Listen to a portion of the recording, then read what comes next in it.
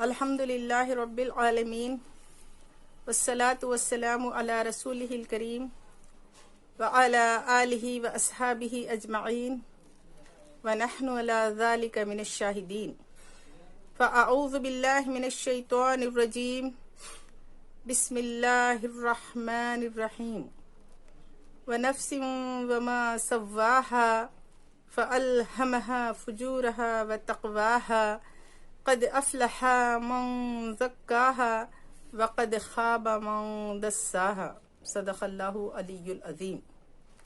नाज़रीन महतरम, अस्सलामु अलैकुम व रहमतुल्लाहि व बरकातुहू। हमारी आज की इस गुफ्तगू का मौज़ू है क़ुर्ब इलाही के लिए तज़किये नफ्स की अहमियत और ज़रूरत। किसी बात की अहमियत इसकी ज़रूरत के हिसाब से होती है और किसी बात की अहमियत कहने वाले की ज़ात और इस बात को पेश करने के अंदाज पर मुनहसिर होती है। जो शख्स इल्म, शोहरत, दौलत और इख्तियारात के लिहाज से जितना बड़ा होगा, इसकी बात भी इतनी ही अहम समझी जाएगी। नफ्स इंसानी और इसका तज़किये की ये बात खालिक़ कायनात ने 6 मुख्तलिफ और मुतज़ाद निशानियों सूरज, चाँद, दिन, रात, ज़मीन और आसमान की कसम खाकर 7वीं मर्तबा नफ्स इंसानी की कसम खाते हुए फरमाते हैं कि नफ्स इंसानी और इस ज़ात की कसम जिसे इसने हमवार किया, फिर इसकी बदी और परहेज़गारी इस पर इल्हाम कर दी।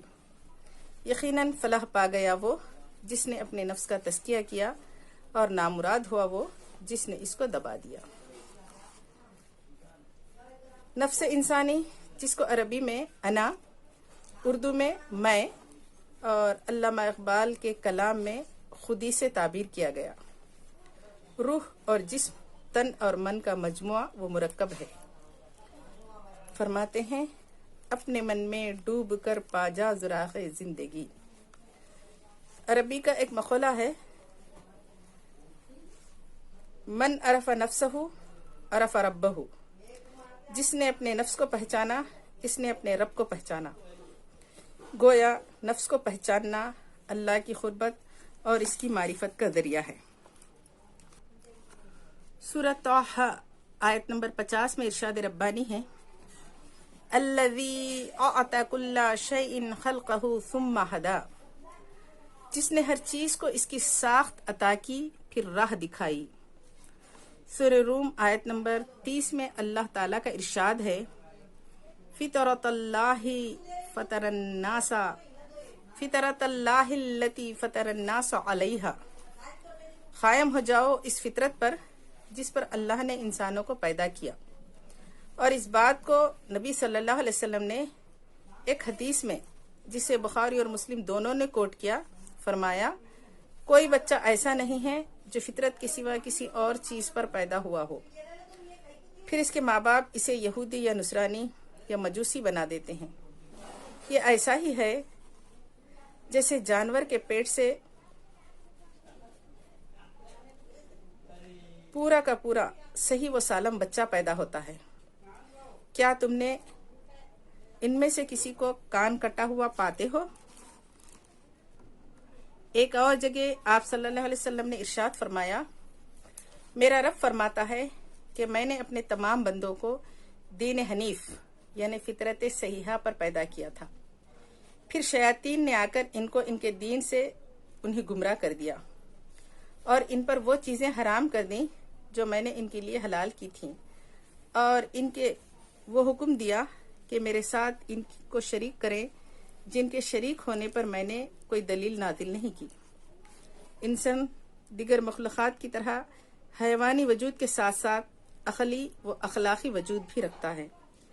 इंसान के अक़ली वजूद ने पे दर पे इंकशाफ़ात व ईजादात करके तहज़ीब व तमद्दुन के इर्तिक़ा को मुमकिन बनाया और अखलाक़ी वजूद के ज़रिए अल्लाह ने इसे खैर और शर का इम्तियाज़ व एहसास बख्शा।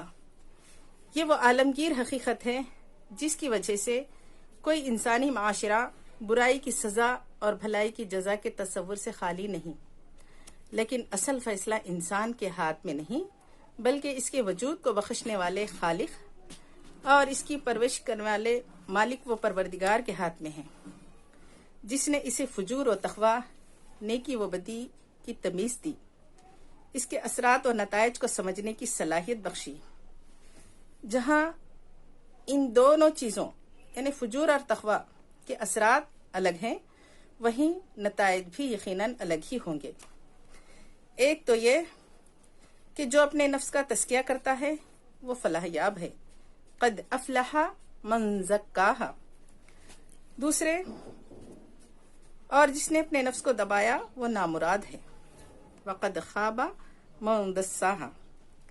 نفس کے تزکیے سے مراد اس کو برائیوں سے پاک کرنا، اس کو اپنی فطرت پر درست اور قائم و دائم رکھنا، نیکی کو ابھارنا، رکاوٹوں کو دور کرنا، بھلائیوں کو نشوونما دینا اور پروان چڑھانا ہے۔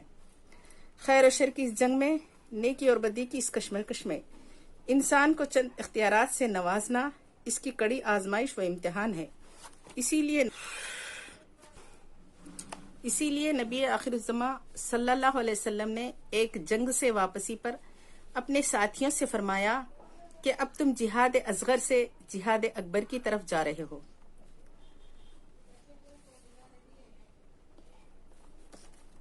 یہ وہ لڑائی ہے جس پر انسان شعور کی منزل سے لے کر زندگی کی آخری سانس تک سرگرم عمل رہتا ہے۔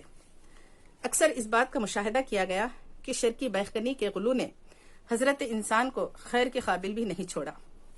فطرت سے انحراف نے نفس کے تزکیے کے بجائے نفس کو مارنے پر آمادہ کیا۔ نتیجتاً مغرب میں افلاطونیت، رہبانیت تو مشرق میں نروان، سنیاس، صوفی ازم اور خواہن خواہیت کی ابتدا ہوئی۔ تاریخ بتلاتی ہے کہ تفسیر نفس کے عنوان پر اس کے مقصد و مفہوم کو سامنے رکھ کر باضابطہ اتنا کام ہوا کہ علم کی ایک شاخ ہی وجود میں آ گئی جو علم طب سے مشابہت رکھتی ہے۔ علم طب انسانی جسم سے متعلق بیماریوں کا علاج فراہم کرتا ہے تو علم تزکیہ انسانی روح کی بیماریوں اور اس کے علاج پر بحث کرتا ہے اور علم طب سے زیادہ وسعت بھی رکھتا ہے۔ نفس امارہ جو انسان کو برائیوں پر ابھارتا ہے، نفس لوامہ دراصل ضمیر کو کہتے ہیں جو برائیوں سے انسانی نفس کو روکنے کا کام کرتا ہے۔ پھر نفس مطمئنہ، یہ نفس کے تزکیے کے بعد کا درجہ ہے۔ تو پہلی چیز ہے نفس امارہ۔ ایک شعر ہے، نہنگ و اژدہا وہ شیر نر مارا تو کیا مارا، بڑے موذی کو مارا نفس امارہ کو گر مارا۔ نفس امارہ جو انسان کو برائیوں پر ابھارتا ہے، اس کی مسلسل تربیت اور تزکیہ اس کو مسلسل ترقی دیتے ہوئے نفس مطمئنہ کے درجے تک پہنچاتا ہے۔ نفس کے تزکیے کا عمل اتنا آسان بھی نہیں۔ اللہ تعالیٰ نے اپنے بندوں کی مدد کے لیے قرآن مجید کے ذریعے اور خود انبیاء کو مبعوث کر کے اپنے بندوں کی مدد فرمائی۔ سورہ آل عمران آیت نمبر 164 میں اللہ رب العالمین فرماتے ہیں، ترجمہ ہے، اللہ نے اہل ایمان پر بہت بڑا احسان کیا کہ ان کے درمیان خود انہی میں سے ایک پیغمبر اٹھایا جو انہیں اس کی آیات سناتا ہے، ان کا تزکیہ کرتا ہے اور ان کو کتاب و حکمت کی تعلیم دیتا ہے۔ سامعین محترم، اس آیت کے ذریعے یہ بات واضح کی گئی کہ آپ صلی اللہ علیہ وسلم کی بعثت کا مقصد ہی دراصل انسانوں کا تزکیہ تھا۔ تزکیے کا عمل دراصل ایک باغبان کا عمل ہے جو بار بار اپنے باغ میں جاتا ہے، پہلے اس میں اگنے والے غیر ضروری پودوں کو اکھاڑ پھینکتا ہے تاکہ زمین کی پوری قوت نمو اس کے اپنے لگائے ہوئے پودوں کے لیے استعمال ہو، پودوں کی آبیاری کرتا ہے۔ اسی طرح انسان کی اصل ترقی میں رکاوٹ ڈالنے والی چیزوں کو ہٹانا، انسان اور انسانیت کی خیر خواہی والے کاموں کی نشوونما کرنا، ان کی آبیاری کرنا ہی نفس کا تزکیہ ہے۔ نفسیات تزکیہ میں فکر کا بھی تزکیہ ہے، افکار و خیالات، عقائد و نظریات کو خالص کرنا اور قلب کا تزکیہ بھی شامل ہے، کیونکہ انسان کا قلب ہی وہ مقام ہے جو جسم میں مرکز کی حیثیت رکھتا ہے. یہیں سے انسانی خیالات پنپتے ہیں، جنم لیتے ہیں اور پھر اعضاء و جوارح کے ذریعے ظاہر ہوتے ہیں. اللہ کے رسول صلی اللہ علیہ وسلم نے فرمایا، انسانی جسم میں، جس کا مفہوم ہے انسانی جسم میں گوشت کا ایک لوتھڑا ہے، اگر یہ صحیح ہے تو پورا جسم صحیح ہے. ایک مرتبہ آپ نے سینے پر ہاتھ مارتے ہوئے فرمایا، تقویٰ یہاں ہوتا ہے، تقویٰ یہاں ہے، یہاں ہے. گویا قلب کی بیماریوں، قلب میں مریض کو قلب سلیم اور قلب منیب میں بدلنا. سامعین محترم، تزکیہ یہ نفس کا یہ عمل کس طرح ہو؟